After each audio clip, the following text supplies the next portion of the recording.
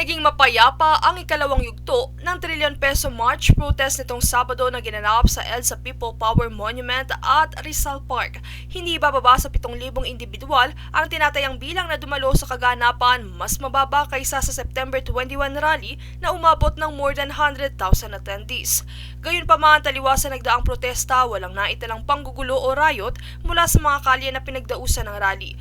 Matatandaan na nasa higit 100 individual ang naaresto sa iba't ibang bahagi ng Maynila bunsod ng panggugulo sa unang yugto ng protesta. Kaya naman nagsilbi itong basihan para mas paigtingin pa ng kapulisan at ng mga ahensya ng gobyerno gaya ng Department of Interior and Local Government at Metropolitan Manila Development Authority ang seguridad at kahandaan nito para mapanatiling maayos at ligtas ang pagdaraos ng protesta.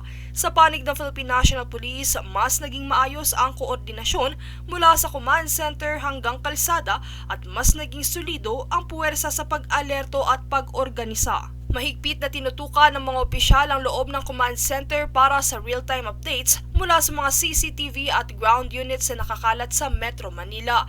Naging mabilis rin ang pag-aayos ng deployment ng kapulisan sa panguna ni Acting PNP Chief Police Lieutenant General Jose Melencio Nartates Jr. Kasama ring nagmonitor si DILG Secretary John Vic Remulla na nagpatibay ng koordinasyon sa pagitan ng pamahalaan at pulisya.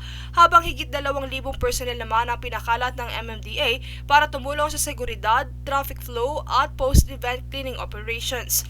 Sa kabuuan, naging mahinaon at ligtas ang daloy ng programa kung saan ilang mga sikat na personalidad, religious at civic group ang nakibahagi sa panawagang mapanagot ang mga tiwali, partikular sa flood control project scandal.